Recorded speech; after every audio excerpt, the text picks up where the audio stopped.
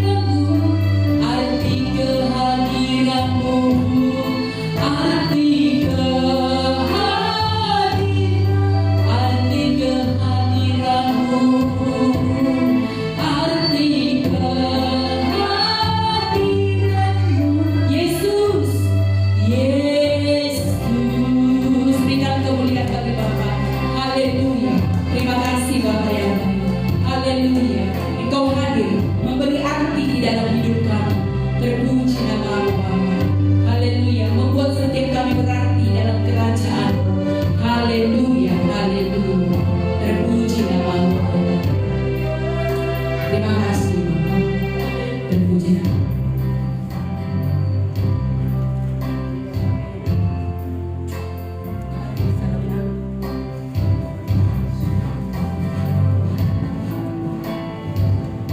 kasih Tuhan Yesus, terima kasih Bapa yang baik.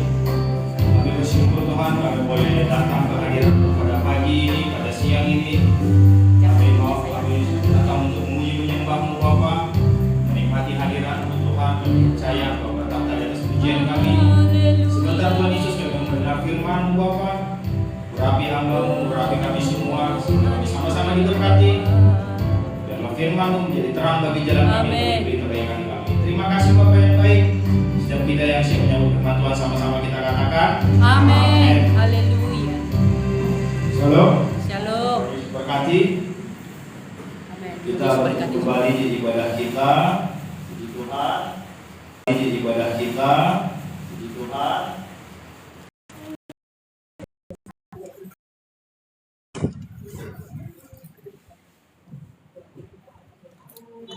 Haleluya. Haleluya, puji Tuhan, kita sudah memuji menyembah Tuhan. Kita sudah kalau apa aja puji musik supaya lebih dingin. Ya ini suaranya mengganggu jadi matikan aja. Ya. Oke, kita belajar firman Tuhan. Puji Tuhan. Di hari apa kemarin? Di hari Kamis ya. Kita merayakan apa? Kenaikan. Iya, ya. Di hari Kamis kita baru merayakan kenaikan Tuhan Yesus Kristus ya. Beberapa gereja ya. Ya mungkin semua gereja ya. Ada mengadakan ibadah ya. Tapi mungkin ada beberapa yang enggak. Tapi rata-rata mengadakan ibadah kenaikan Tuhan Yesus Kristus. Kalau dulu namanya kenaikan Isa Al-Masih, ya. Tapi karena ada peraturan pemerintah yang baru diganti namanya menjadi kenaikan Yesus Kristus. Ya, bukan lagi kenaikan Isa Al-Masih, ya. Karena beda Isa Al-Masih, beda Yesus Kristus. Iya. Ya, Isa Al-Masih enggak mati kayu salib, ya kan? Tapi Yesus Kristus mati di kayu salib, ya berbeda. Jadi kalau menurut kalendernya, menurut tanggalnya, dia itu 10 hari setelah kenaikannya baru Turun Roh Kudus. Turun Roh Kudus atau disebut dengan Pentakosta. ya. Kalau 10 hari kemudian, saya rasa minggu depan itu, saya hitung dari Hari Kamis. Kira 10 hari. Amen. Minggu depan baru ya. Hari ini tanggal 17, minggu depan di tanggal 24 itu. 23 ya. Di situ hari Pentakosta, hari turunnya Roh Kudus. Jadi saya baca tadi kita buka di Kisah pasal 1, saya baca di sana tadi. Ayo kita buka di Kisah pasal 1. Ya. Di Kisah pasal 1 ya kita baca. Yesus terangkat ke sorga, ya. Haleluya. Yesus terangkat ke sorga. Kisah pasal 1 ayat 6, ya. Di situ judulnya apa? Yesus terangkat ke sorga. Ya, Yesus terangkat ke sorga. Oke, kita baca di ayat. Di ayat berapa kita baca nih? Oke, di ayat 9 aja. Ya, di ayat 9 aja karena hari Kamis kemarin diperingati hari kenaikannya. Ya, hari kenaikannya. Kita baca di ayat 9 aja ya.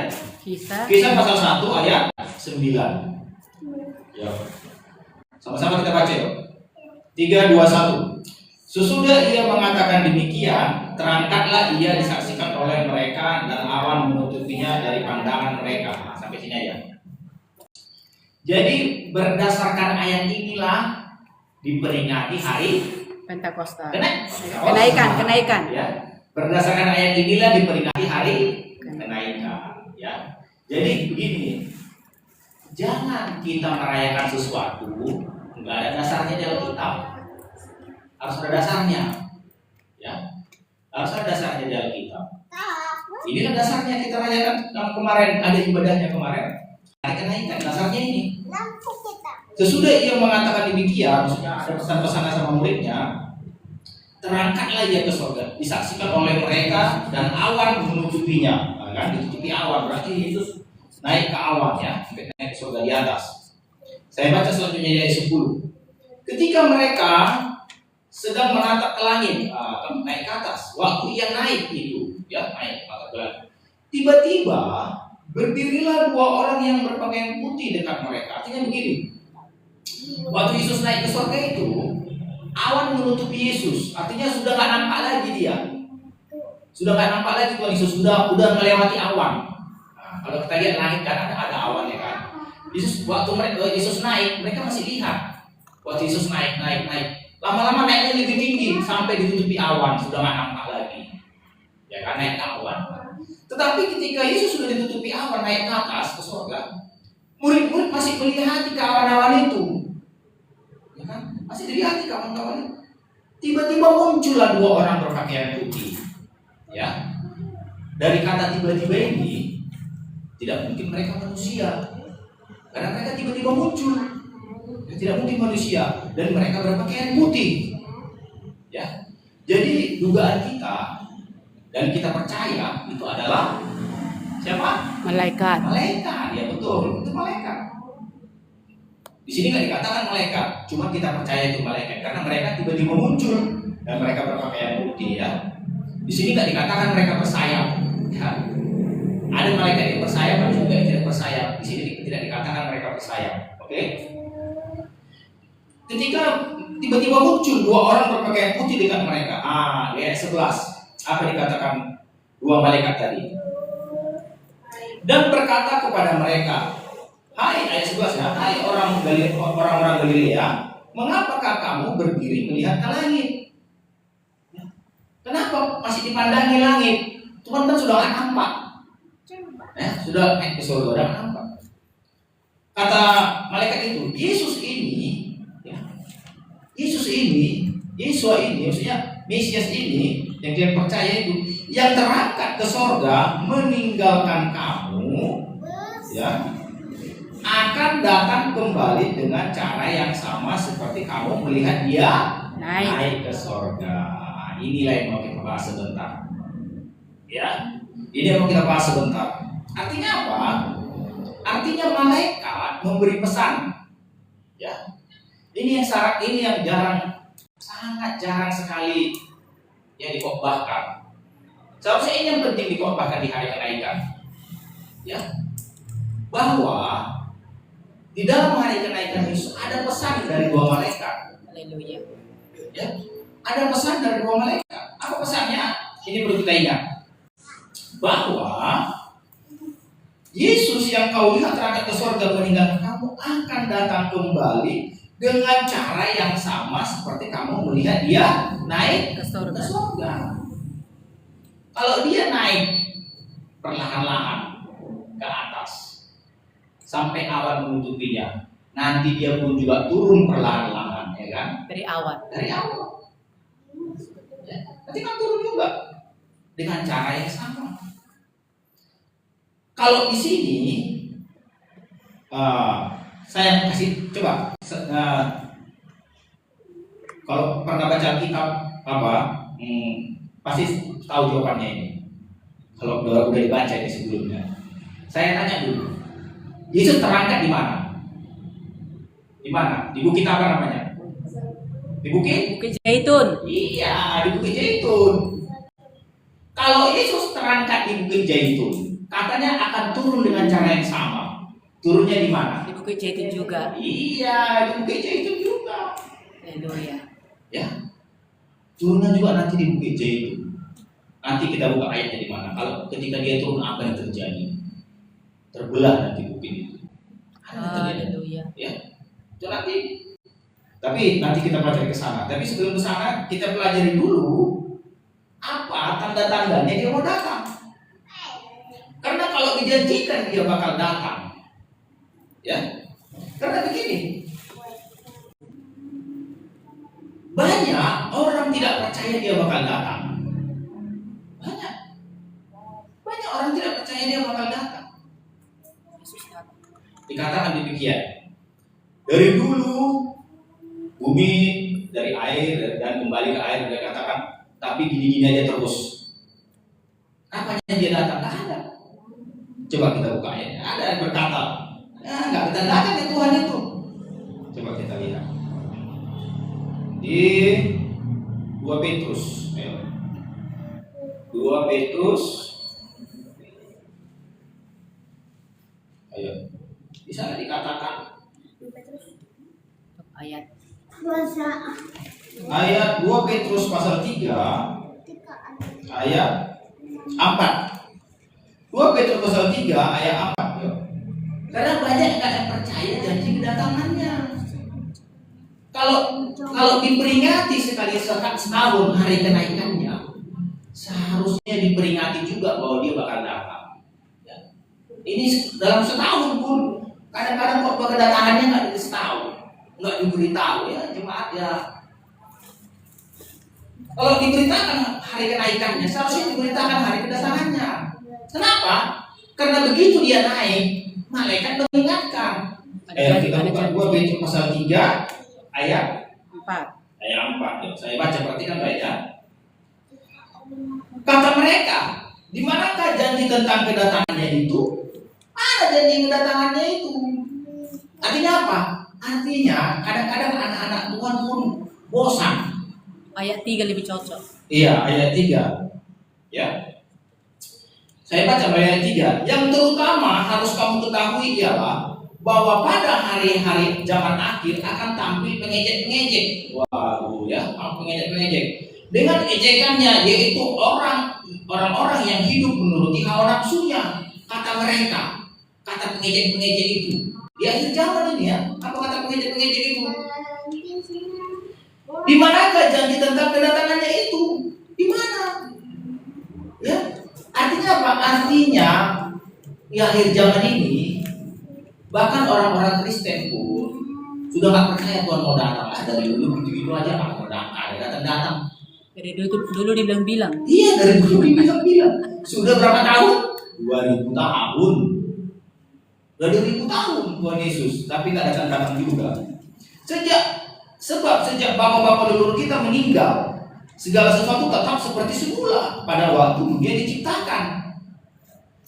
Mereka sengaja tidak tahu bahwa oleh firman Tuhan, langit telah ada sejak dahulu dan juga bumi yang berasal dari air dan oleh air. Nah, ini saya katakan. Bumi berasal dari air dan oleh air. Dan oleh air itu bumi yang dahulu telah binasa dimusnahkan oleh air bah. Tetapi oleh firman itu juga langit dan bumi sekarang terpelihara dari akhir sifat untuk hari pengakibat dan berasal orang-orang fasik. Artinya begini. Bumi ini gini-gini aja dari dulu. Datang hujan, datang kemarau, musim berganti musim, hari berganti hari, ya nggak ada perubahan. Jadi manusia bosan. Mana ya janji kedatangannya itu? Gini-gini aja dari dulu, begitu kan? Dan hal ini digenapi di akhir zaman karena dikatakan tadi akan muncul pengejek-pengejek.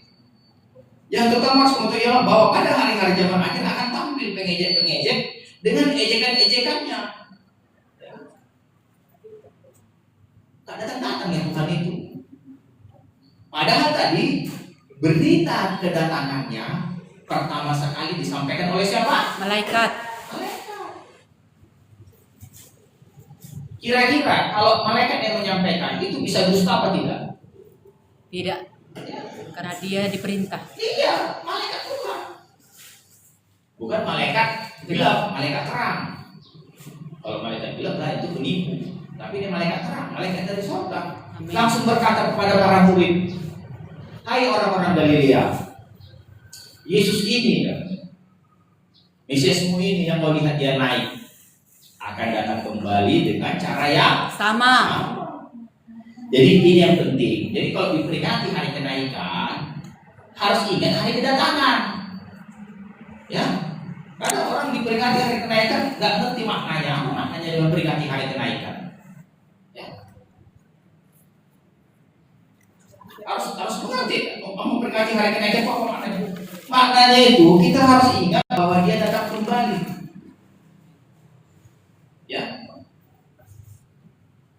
Sekarang kita lihat Injil, kita pelajari Injil.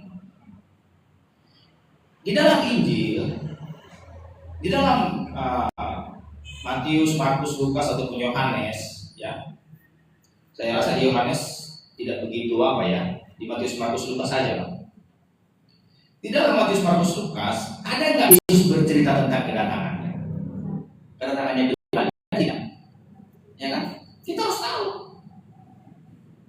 Ada nggak dia bercerita tentang kedatangannya kedua kali? Untuk memahami ini kita harus paham dulu begini. Begini, kita harus mengerti.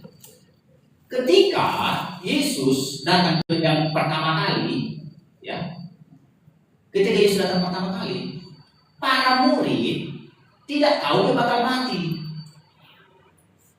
Tahu nggak dia bakal mati? Tidak. Tidak, nggak tahu. Bahkan dianggap menjadi raja. Iya, nggak tahu dia bakal mati. Itu pertama, nggak tahu dia bakal. Kedua, karena para murid tidak tahu dia bakal mati, para murid pun tidak tahu dia bakal bangkit. Nggak tahu. Itu nanti diajarkan Tuhan Yesus, baru mereka mengerti bahwa Yesus harus mati, bahwa Yesus harus bangkit, Amin. dan Yesus harus naik. Yang mereka tahu apa? Yang mereka tahu ketika Yesus datang pertama sekali, yang mereka tahu bahwa Yesus akan menjadi raja, Membebaskan Israel. membebaskan Israel dari penjajahan Romawi. Ya, itu yang mereka tahu. Jadi sebenarnya mereka pun nggak tahu Yesus bakal naik dibawa ke Bukit Zaitun. Mereka nggak tahu Yesus bakal naik, itu nggak tahu. Tiba-tiba dia naik. Makanya murid-murid bingung. Ya, makanya dibilang, aku tidak meninggalkan kamu yatim piatu. Ya, tunggu 10 hari lagi turun Roh Kudus. Ya, itu maksudnya. Jadi pengajaran tentang kedatangannya kedua kali ini pertama kali disampaikan oleh dua malaikat ini. Haleluya. Murid-murid nggak ngerti itu Yesus mau datang lagi, nggak ngerti. Yesus tahunya, murid-murid tahunya Yesus bakal memerintah. Murid-murid nggak ngerti Yesus bakal datang kedua kali, nggak ngerti. Nggak mengerti mereka karena murid-murid pun nggak ngerti dia mau bakal wafat. Murid-murid pun nggak ngerti dia bakal bangkit, apalagi bakal naik. Ya, jadi nggak mengerti. Jadi pengajaran tentang kedatangan kedua kali ini, kalau kita pelajari Alkitab, ini pengajaran yang lebih dalam itu dibahas oleh Paulus. Haleluya. Kalau di Injil belum begitu dipahami. Paulus nanti yang mengajarkan bagaimana. Makanya di Paulus mencatat, ya, pada saat sangka kalian ditiup, kamu akan diubah. Itu kan ajaran Paulus. Ajaran murid-murid itu nggak ada. Haleluya. Ya, Paulus yang mengerti ajaran tentang kedatangan kedua kali ini. Sama Paulus disingkapkan. Iya, sama Paulus disingkapkan. Kalau sama murid-murid, mereka nggak mengerti. Yesus bakal wafat pun nggak tahu, Yesus bakal bangkit pun nggak tahu. Ya, sehingga Yesus berbicara kepada kedua murid dari Emmaus, bercerita bahwa Mesias harus bangkit. Haleluya. Mereka nggak mengerti sebenarnya. Ya, Yesus bercerita pada dua murid dari Emmaus ketika mereka berjalan bersama-sama. Ketika Yesus memecahkan roti, baru dua murid dari Emmaus mengerti bahwa Mesias harus bangkit. Ya, baru udah tahu semua murid Yesus itu bangkit, baru diajak ke bukit. Yesus harus naik. Ya, baru dikasih tahu dua malaikat bahwa dia akan datang kembali. Ya, kita harus mengerti. Yang diharapkan murid-murid, Yesus jadi raja Israel yang mengalahkan Romawi. Nggak mengerti. Sama seperti orang Israel sekarang, orang Yahudi sekarang yang di Israel sana, mereka menantikan Mesias untuk datang pertama kali. Orang Kristen yang menantikan Mesias datang kedua kali. Ya. Jadi kedatangan Mesias kedua kali, Yesus Kristus, hanya ada di ajaran Kristen. Ya. Kalau di ajaran Yahudi, di agama Yahudi itu tidak ada istilah kedatangan Mesias dua kali, itu nggak ada. Kedatangan Mesias hanya sekali, menjadi raja di Israel. Ya, makanya para murid tidak mengerti kedatangan kedua kali. Mereka hanya mengerti kedatangan Mesias itu sekali, menjadi raja di Israel. Ya, jadi raja menguasai dunia ini. Karena memang itu akan terjadi nanti di kerajaan 1000 tahun damai. Tapi dalam pemahaman Kristen, dalam pengajaran Kristen, itu di kedatangannya yang kedua kali. Kedatangan yang kedua kali. Jadi kita di sini harus paham, kedatangan Yesus yang pertama kali untuk menebus manusia, ya. Tetapi kedatangan yang kedua kali untuk Mengangkat. menjadi raja Ya. atas manusia. Karena Yesus nanti mau mendirikan kerajaan 1000 tahun damai. Ya. Kedatangan yang pertama untuk menebus manusia yang mau percaya, menyelamatkan manusia yang percaya. Tetapi kedatangan yang kedua untuk menjadi raja. Ya. Untuk menjadi raja atas manusia. Nanti didirikan. Ketika Yesus datang, dia akan mendirikan kerajaan 1000 tahun damai.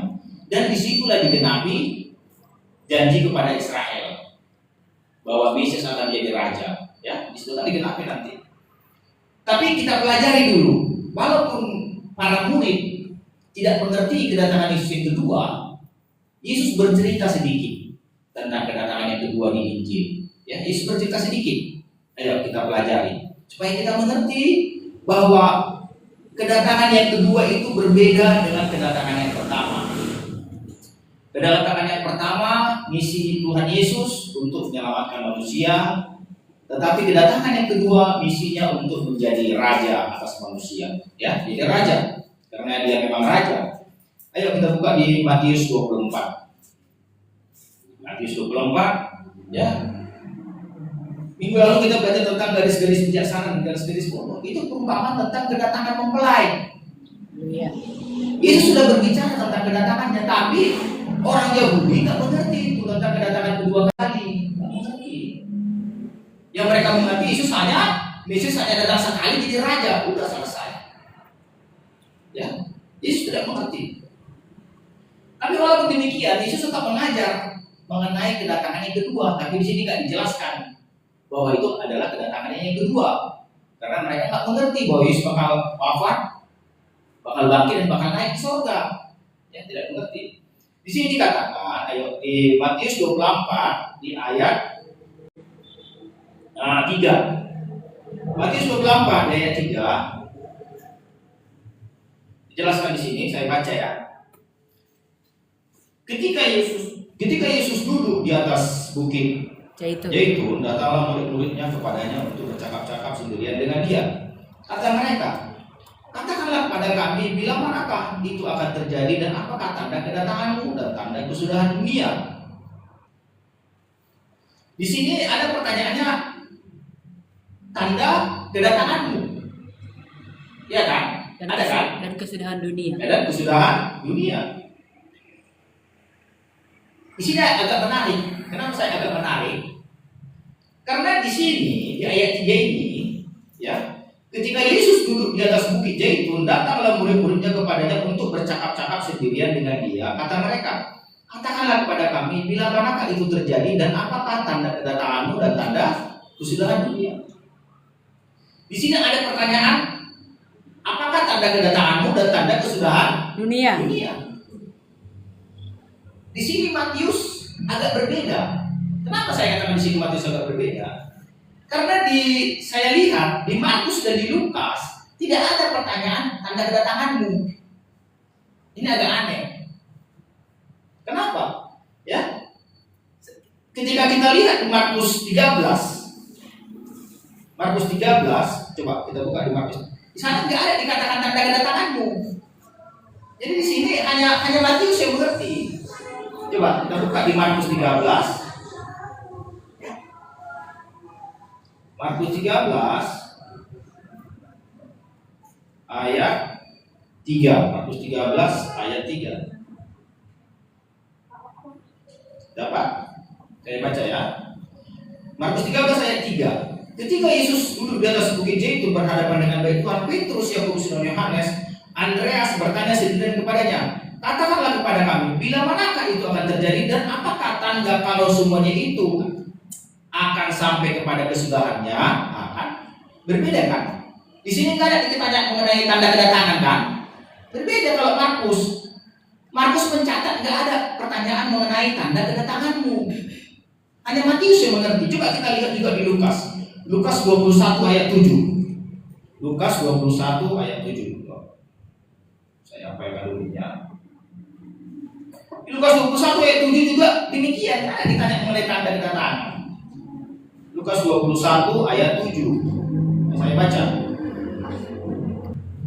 Lukas 21 ayat 7. Dan murid-murid bertanya kepada Yesus, katanya, Guru, bila manakah itu akan terjadi? Dan apakah tandanya kalau itu akan terjadi?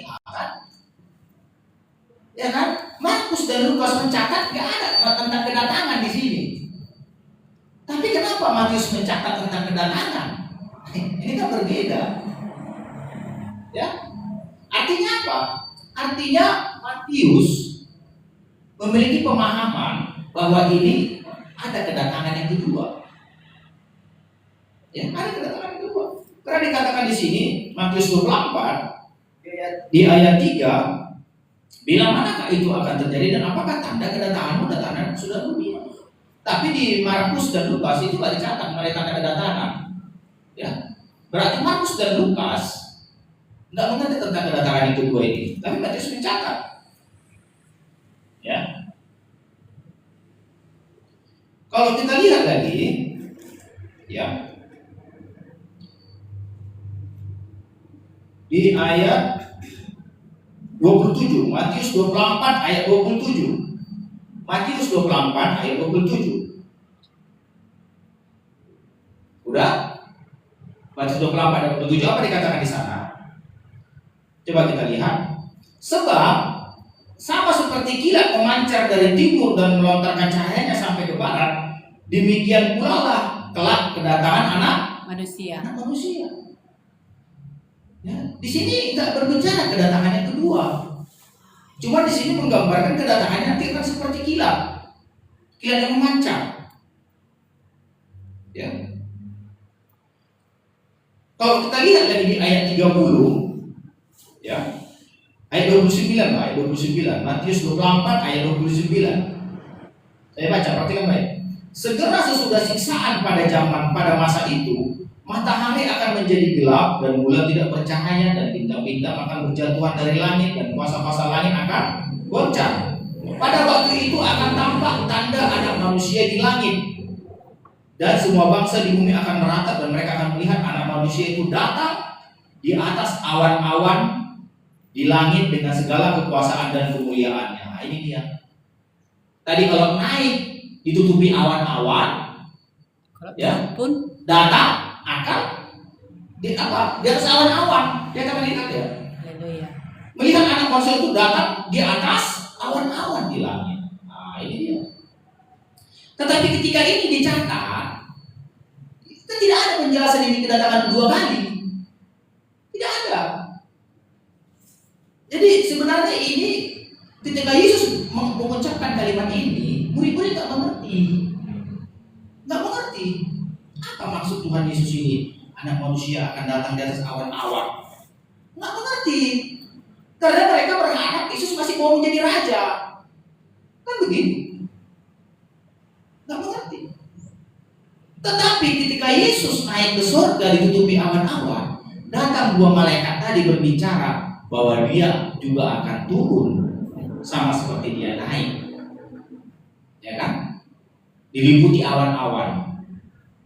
Barulah kita mengerti bahwa inilah kedatangan yang kedua. Ya, baru kita mengerti ini kedatangan yang kedua. Ya, saya baca di ayat selanjutnya, ayat 31. Dan ia akan menyuruh keluar malaikat-malaikatnya dengan meniup sangkakala yang dahsyat bunyinya, dan mereka akan mengumpulkan orang-orang pilihannya dari keempat penjuru bumi, dari ujung yang langit ke ujung langit yang selain. Ini dia. Oh iya, amin. Jadi dari sini, ya, dari kisah para rasul tadi, ya, kita mengerti ayat ini. Kalau itu tadi nggak terjadi, kita nggak mengerti ayat ini. Apa maksudnya ini? Ada anak manusia lagi mau datang di atas awan-awan. Kok tiba-tiba dari awan, sedangkan Yesus masih bersama kami di bumi kan? Ketika Yesus mengkhotbahkan ini kepada para murid, Yesus kan masih di bumi bersama para murid. Di atas bukitnya itu dia bercerita. Ya, kalau murid-murid memahami ini kan bingung. Bagaimana maksudnya anak manusia dan sedang merawat? Padahal Yesus masih bersama kami di bumi ini. Ya kan, nggak mengerti. Tetapi ketika Yesus naik ke surga dan malaikat berbicara, baru mereka mengerti. Oh, itu maksudnya. Yesus mau datang lagi nanti di atas awan-awan. Dan kita juga mengerti, ya, oh Yesus bakal datang. Dan di sini, di ayat ini jelas dikatakan apa tujuan kedatangannya. Haleluya. Apa tujuan kedatangannya? Ayat 31. Untuk mengumpulkan orang-orang pilihannya dari keempat penjuru bumi, dari ujung langit yang satu ke ujung langit yang lain. Jadi ada jelas tujuan yang kedua.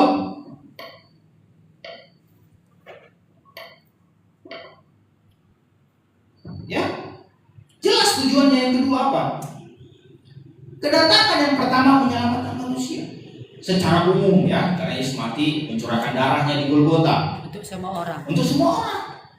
Tetapi kedatangannya yang kedua bukan untuk semua orang. Amin. Dikatakan orang-orang Pilihan pilihan. yang percaya dan setia. Beda ya. Beda. Kedatangan yang pertama untuk semua orang, siapa saja yang mau percaya bisa selamat. Haleluya. Tetapi kedatangan yang kedua jelas di sini dikatakan tadi di ayat, saya baca sekali lagi ya supaya lebih apa kita. Dikatakan di sini, meniup sangkakala dan ia akan menyuruh keluar malaikat-malaikatnya dengan meniup sangkakala yang dahsyat bunyinya, dan mereka akan mengumpulkan orang-orang pilihannya dari keempat penjuru bumi, dari ujung langit ke ujung langit yang lain. Mengumpulkan siapa? Orang-orang Pilihan. Ya. Jadi orang-orang pilihan ini begini. Ada perumpamaan lalang dan gandum. Ya, lalang dan gandum. Pernah baca, tapi saya ceritakan sebentar. Saya ceritakan sedikit. Ya. Lalang dan gandum sama-sama tumbuh di ladang. Ya, bertanyalah apa yang punya apa, yang bekerja yang di ladang itu, Tuhan, kami cabut lalang itu karena itu mengganggu gandumnya tumbuh. Tapi apa kata tuannya? Jangan cabut. Nanti di akhir zaman, ya, baru itu sama-sama dicabut. Kalau sudah cabut, gandum akan masuk ke lumbung, tetapi lalang akan dibakar. Gandum itulah pilihan, ya, dipilih.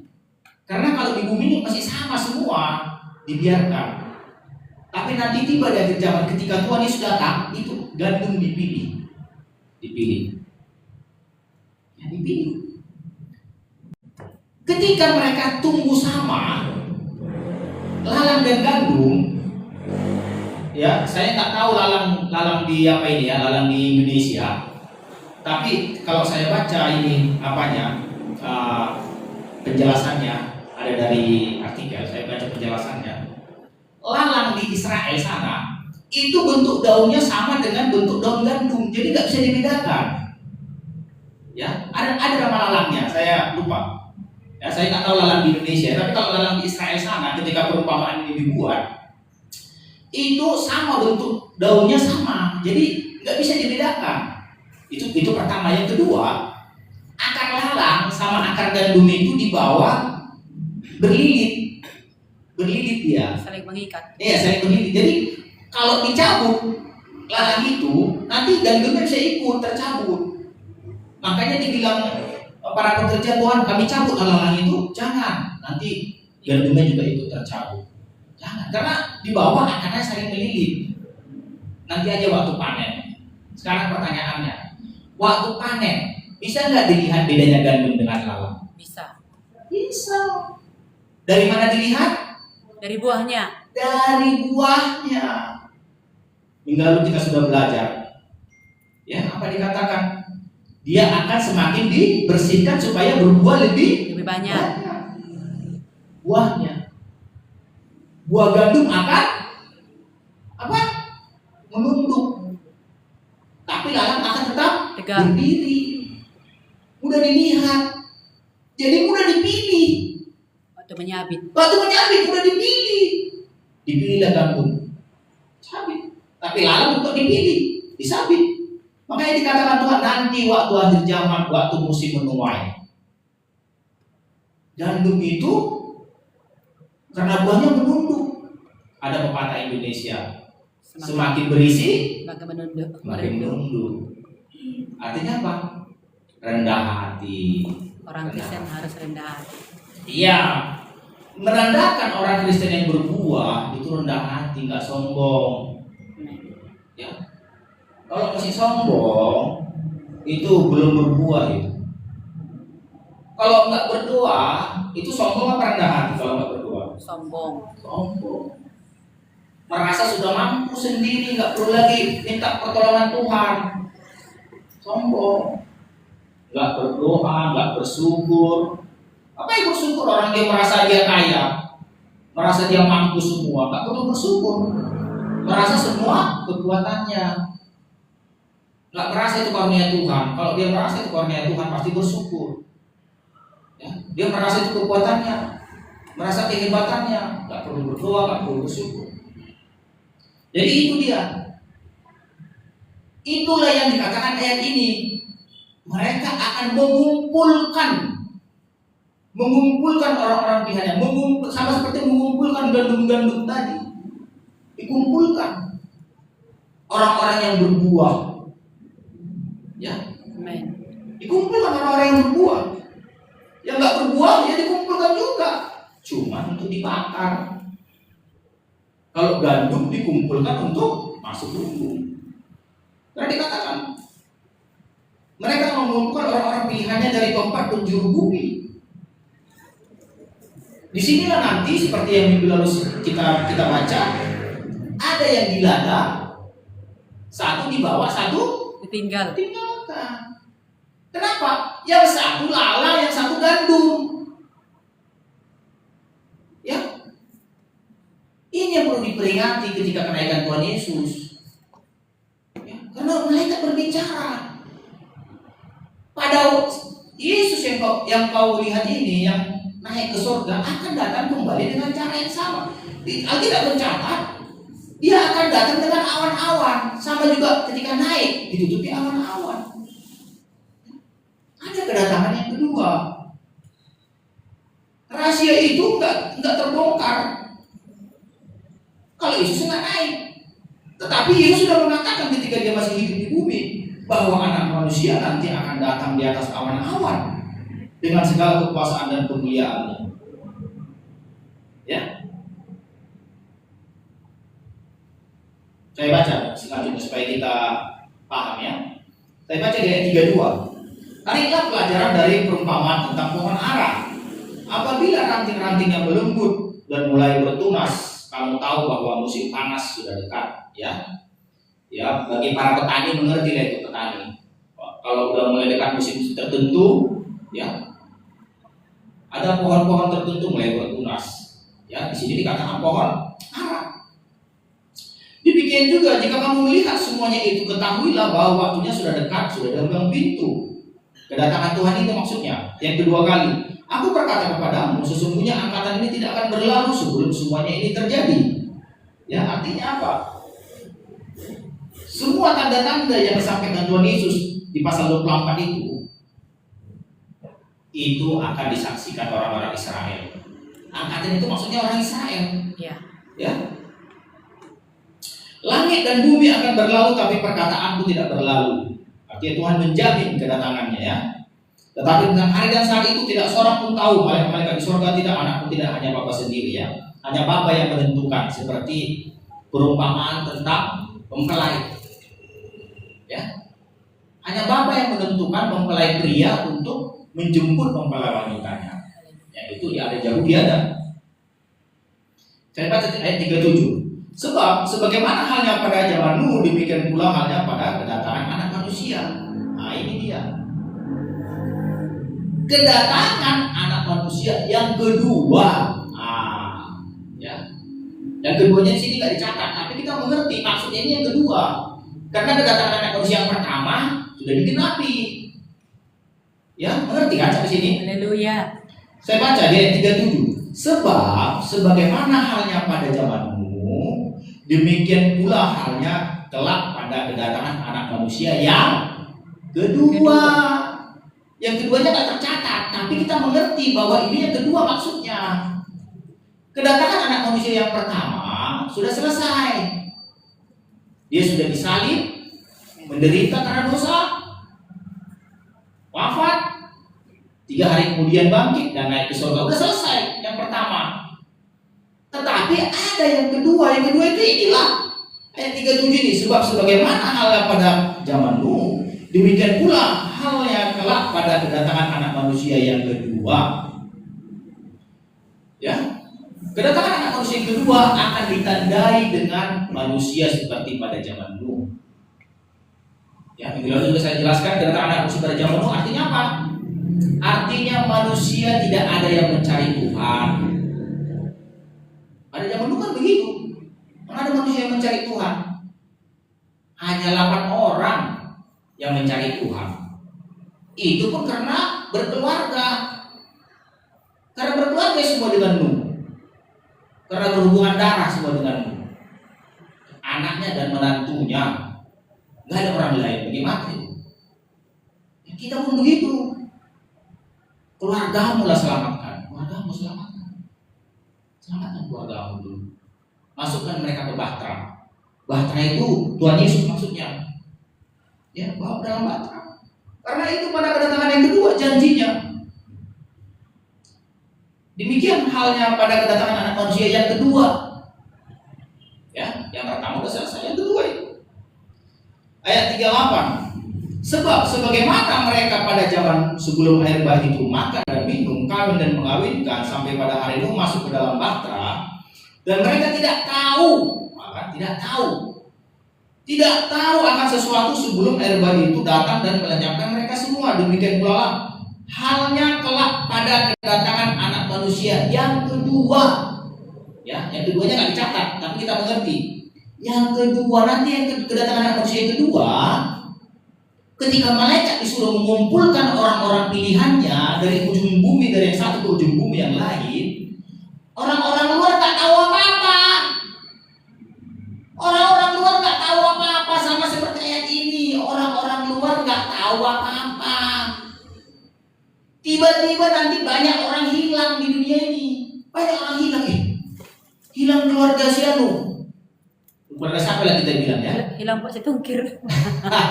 Ya, keluarga siapa yang kita bilang? Sinaga.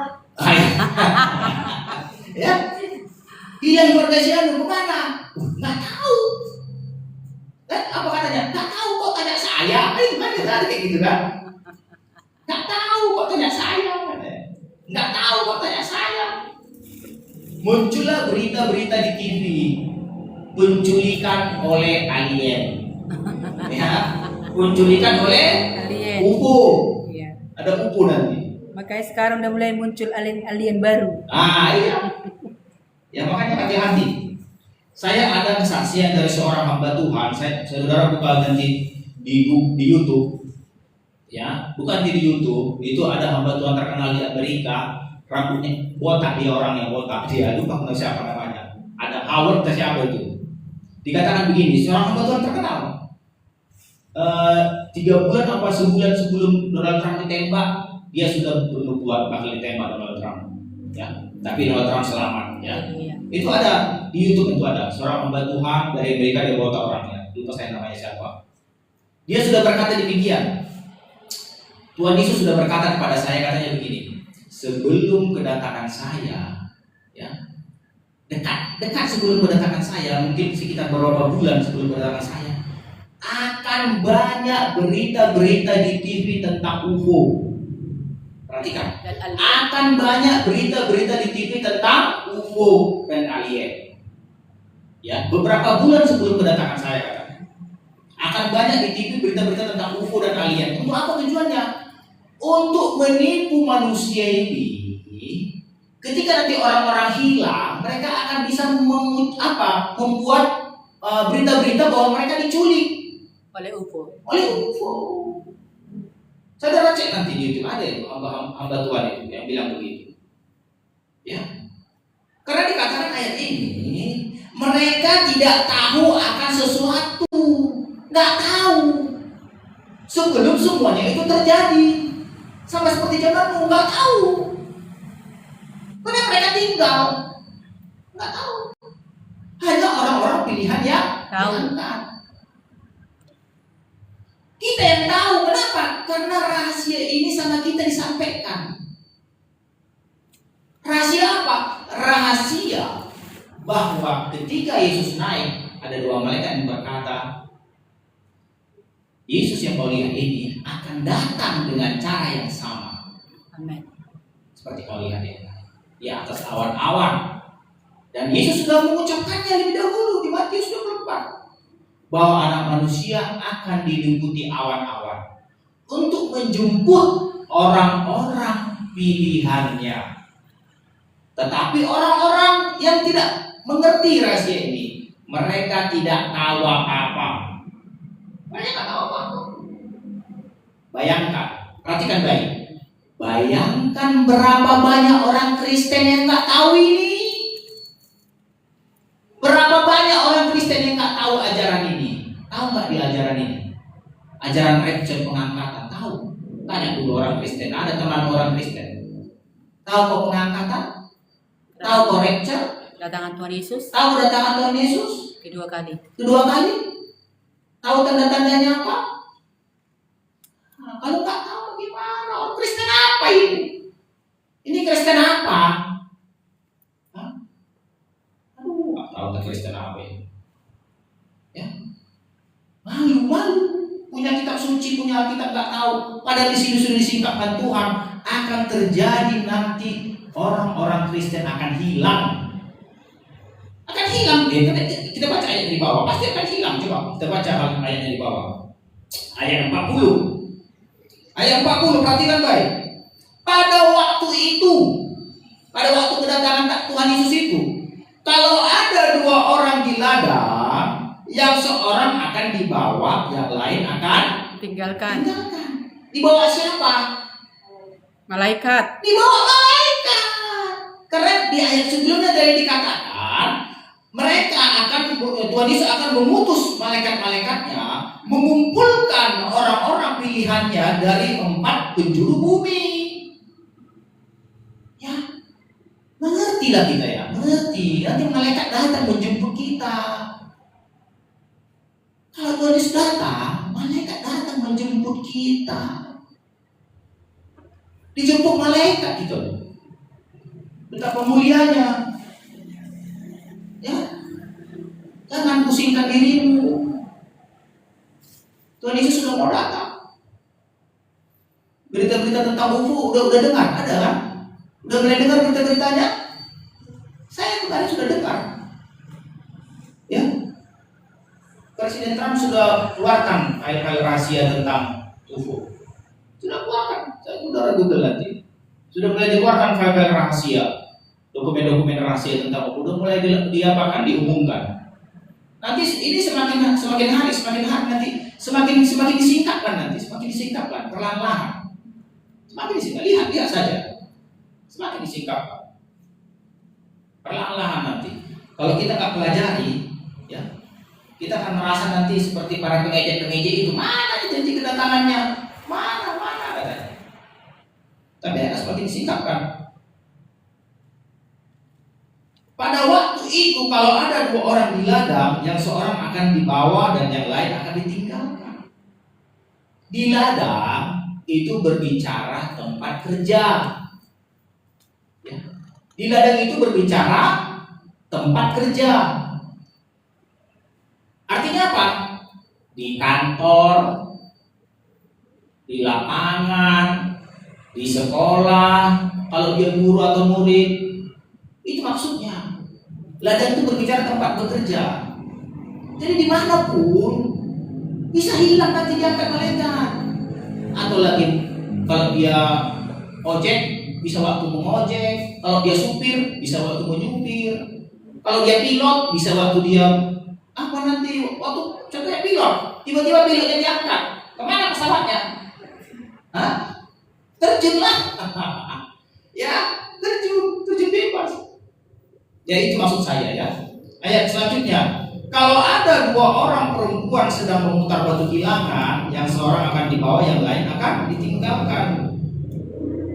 Tahu batu kilangan?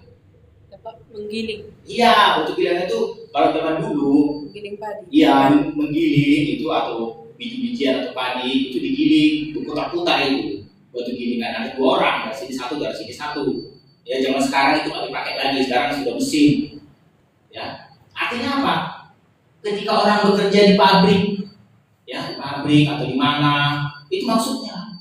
Nanti di pabrik-pabrik pun contohnya ada pabrik rame, tiba-tiba hilang sebagian yang mengapakan, yang mengerjakan mesin-mesin, yang mengoperasikan mesin-mesin, tiba-tiba mesin-mesinnya berhenti. Mana inilah satu dibawa, satu ditinggalkan. Ayat 42. Karena itu berjaga-jagalah, sebab kamu tidak tahu pada hari mana Tuhanmu datang. Tuhanmu datang maksudnya datang yang kedua. Hah? Tetapi ketahuilah ini, jika tuan rumah tahu pada waktu mana malam hari pencuri akan datang, sudah ia pasti berjaga-jaga dan tidak akan membiarkan rumahnya dibongkar. Berjaga-jaga kita. Sebab itu hendaklah kamu juga siap sedia, karena anak manusia datang pada saat yang tidak kamu duga. Itu sama dengan cerita tentang mempelai dengan 5 gadis bijaksana. Siapkan minyakmu, siapkan buli-bulimu, isi selalu. Itu caranya ya, supaya kita menjadi orang pilihan yang nanti akan dibawa sama malaikat-malaikat. Ya. Ketika Yesus mengkhotbahkannya sama para murid itu nggak mengerti. Bingung apa maksud Tuhan ini? Anak manusia datang, katanya. Padahal dia masih bersama kami, ya, nggak mengerti. Tetapi ketika Yesus naik, rupanya dia akan datang lagi. Itulah maksudnya ayat ini disampaikan Tuhan Yesus. Dia datang kembali untuk mengumpulkan orang-orang pilihannya dari penjuru bumi yang satu ke penjuru bumi yang lainnya. Dari ujung langit satu ke ujung langit yang lain. Jadi kita paham apa makna kedatangan Tuhan Yesus kemarin, apa kenaikan Tuhan Yesus kemarin. Amin. Ya, kita paham apa maknanya. Jangan tiap tahun ada dibikin hari libur ya. Diliburkan 1 hari. Ya kalau nggak mengerti ya waktunya jalan-jalan. Tapi kalau kita mengerti, waktunya memperingati bahwa Yesus bakal datang lagi. Ya, oke? Diingatkan. Sampai sini firman Tuhan, mari kita berdoa. Terima kasih Bapak yang baik buat firman-Mu yang singkat ini yang mengajar kami bahwa kami harus mempersiapkan diri kami menanti kedatangan-Mu yang kedua kali Bapak. Terima kasih Bapak, sama-sama kita katakan amin.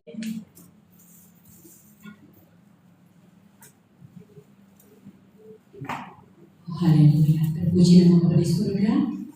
Firman Tuhan iya dan amin. Amin. Firman Tuhan kebenaran. Dengan kata lain, Alkitab itu tulisan manusia, tetapi yang memberikan hikmat adalah Tuhan sendiri. Amin. Tidak akan bisa menjadi suatu kumpulan kitab kalau itu kekuatan manusia. Tidak. Jadi mulai dari Kejadian sampai ke Wahyu itu teratur. Mulai dari Kejadian sampai ke Wahyu itu berkesinambungan. Nah, terpuji nama Bapa di surga. Jadi terima kasih buat saudara kami yang ada di online. Puji Tuhan, tadi ada beberapa dari keturunan Kedar. Maaf kalau saya katakan Kedar itu Islam. Maaf ya, maaf. Kami sangat mengasihi saudara-saudara. Ada satu orang pribadi yang saya lihat tadi, dia betul-betul tidak meninggalkan sedetik pun khotbah. Saya cek dari agama sebelah. Jadi begini saudaraku, ini tidak cara kebetulan engkau mendengar kebenaran. Tidak ada yang cara kebetulan. Kalau engkau bertahan mendengarkan kebenaran firman, sesungguhnya sekaranglah waktunya engkau sedang dipanggil Tuhan untuk menuju kepada kebenarannya. Dengan kata lain, kalau tidak ada suatu sedikit pertanyaanmu tentang kekristenan atau tentang Tuhan Yesus, saudara tidak mungkin stay dari tadi. Tetapi karena ada di dalam hatimu mempertanyakan, maka mau mengikuti sebagaimana sebenarnya. Jadi saya katakan seperti ini. Kejadian itu asal mula daripada nenek moyangnya manusia. Oke, di kejadian itu tertulis Adam. Kita tahu Adam itu nenek moyang segala yang hidup. Itu kata firman. Jadi mereka berketurunan, si Adam berketurunan, adalah si Ismail, adalah si ini, si Ishak. Nah, sampai itu lalu sampailah ke, jadi kata singkatnya, sampailah ke Masehi. Saya katakanlah satu Masehi. Tahu saudara apa arti Masehi? Pemisah perjanjian lama dengan perjanjian baru. Di Masehi ini ada satu pribadi, satu Masehi. Lahirlah satu pribadi yang belum pernah lahir seperti dia. Haleluya. Nah, jadi ada tiga dari satu rumpun, Yahudi, Kristen, dan Islam. Saya katakan ya saudaraku, ini semua bermula dari satu nenek moyang. Kalau agama-agama yang lain pun Buddha apa macam segala, satu Adamnya juga. Tetapi yang saya bahas adalah Yahudi, Kristen, dan Islam. Yahudi kenapa berbeda dengan Kristen? Sampai hari ini mereka tidak mengakui Yesus. Sampai hari ini Yahudi masih menunggu Mesias yang dijanjikan di Yesaya. Tetapi ketika Yesaya berapa tadi itu ya, ada suatu nubuatan memperkatakan satu pribadi yang mulai dari lahirnya sampai kematiannya. Tetapi yang saya bahas tentang kematiannya, dikatakan satu pribadi. Saya lupa tadi nanti saya apa ya, yang dikatakan ketika dia dicambuk, dia tidak membuka mulut. Ketika dia dihina, dia tidak membuka mulut. Bahkan dia berdoa bagi orang-orang yang menyiksa dia. Nah, nanti ayat itu ditujukan kepada Yahudi. Siapakah menurut saudara pribadi ini? Mereka tidak bisa jawab. Siapa pribadi yang dimaksud? Ayo boleh bantu saya. Mereka tidak bisa tunjukkan. Tetapi sesungguhnya itu adalah pribadi Tuhan Yesus Kristus. Haleluya. Itulah perbedaan Yahudi dengan Kristen. Kristen menerima kelahirannya, kematiannya, bahkan kita sedang mempelajari kedatangannya untuk yang kedua kali. Ketika Yahudi tidak menerima kelahiran Mesias, maka firman Tuhan mencatat, firman Tuhan berkata, maka kebenaran dialihkan kepada bangsa lain. Amin. Mesias tidak mereka percayai bahwasanya Yesus itu adalah Mesias. Kebenaran ini tidak menjadi gagal. Kebenaran itu beralih kepada bangsa-bangsa lain. Inilah kesempatan kepada bangsa-bangsa lain termasuk Indonesia untuk menerima keselamatan itu. Tetapi apa kata Tuhan Yesus sebelum dia berangkat ke surga, sebelum dia ditangkap? Berdoalah untuk Yerusalem. Tuhan tahu betapa rindunya saudaraku yang sedarah ini, sejak sedarah secara kelahiran ya. Betapa rindunya hatiku melihat saudara-saudara ini menerima kebenaran ini, tetapi saat ini mereka tidak menerima. Tetapi ada waktunya mereka akan menerima. Makanya sekarang saudaraku, orang-orang Kristen berdoa untuk Yahudi. Orang-orang Kristen berdoa supaya orang Yahudi dibuka Tuhan matanya melihat kebenaran Yesuslah Mesias. Haleluya. Itulah perbedaan apa Yahudi dengan Kristen. Nah, sekarang perbedaan Islam saudaraku. Haleluya, perbedaan Islam. Saya dulu punya teman teman nggak terlalu dekat lah, teman-teman begitu. Lalu ketika saya pernah berkunjung seperti itu, lalu dia mengatakan, "Kakak, sebenarnya yang satunya nenek moyang kita." "Iya," saya katakan, "tetapi kita berbeda ya. Kalian menerima, mengakui Yesus Tuhan, tetapi kami tidak. Apalah kira-kira alasanmu?" Saya pengen tahu, apalah kira-kira alasanmu, Kak? Mengatakan, "Iya, yang kami pelajari memang benar, Maria itu mengandung bukan karena perbuatan laki-laki, itu kami akui, Kak. Maria itu hamil bukan karena bersetubuh dengan suaminya, tetapi itu adalah roh Allah," katanya. Maaf ya, cara menyebut itu tidak sama. Itu adalah ada sebutan mereka, tapi saya tidak bisa, nggak pandai mengatakan. Itu adalah roh Allah yang dihembuskan ke perut Maryam. Lalu saya katakan, lalu lahirlah bagi mereka Nabi Isa. Tetapi ketika dia mau disalib, yang disalib itu, yang rencana yang mau ditangkap itu menghilang. Lalu kemana dia pergi? Saya katakan, terangkat ke surga. "Oh iya, begitu." "Oh iya." "Oh, lalu saya mengerti. Kalau kami ini enggak, Kak. Yang ditangkap itu tetap ditangkap. Yang ditangkap itu sudah dinubuatkan," saya katakan. "Yang ditangkap itu sudah dalam rencananya Tuhan. Yang ditangkap itu sudah dinubuatkan sebelum Yesus lahir. Dia sudah dinubuatkan, dia menanggung dosa sekalian kita." Ingat ya, Yesaya 53 kali kurasa itu. Yang ditangkap, yang disesah, yang dianiaya, yang disalibkan itu sudah dinubuatkan, sudah digariskan bahwasanya dia menanggung sekalian kita. Arti sekalian ini seluruh umat manusia. "Oh iya ya, Kak, begitu perbedaannya." "Iya."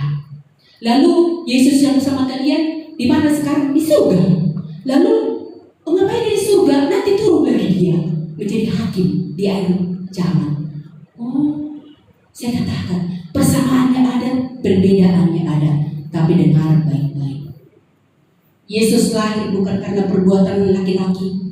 Dia sungguh adalah Tuhan. Sehingga, maaf, 1000 kali maaf, Islam masih melakukan hari raya kurban, memotong lembu. Lalu pernah saya tanya, untuk apa itu hari raya kurban itu? Bagi-bagi supaya bisa menikmati kaya dengan miskin sama-sama senang hari itu. Oh, tapi dengar kebenaran firman. Yesuslah korban yang darahnya bukan dari manusia, walaupun dia, haleluya, harus menjadi manusia. Darahnya sempurna, bukan karena perbuatan suaminya, bukan. Untuk apa dia masuk ke perut Miriam? Untuk apa? Coba renungkan. Untuk apa yang Tuhan kurang kerjaan? Masuk ke perut Miriam itu untuk apa? Kenapa dia harus jadi manusia? Kalau dia tidak ada tujuan. Untuk apa? Untuk apa, saudaraku? Untuk hanya membuat satu cerita kah?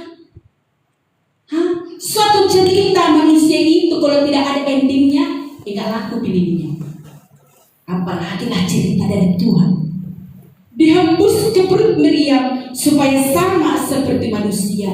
Tujuannya, darahnya Yesus Kristus tidak berdosa. Darah yang tidak berdosa itu yang menebus, yang membebaskan orang-orang berdosa.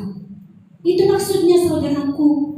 Bukan supaya ada cerita Miriam hamil dari rohnya Tuhan. Lalu untuk apa? Supaya pengorbanannya nyata. Pengorbanannya. Jadi ini pertanyaanku lah, saudaraku.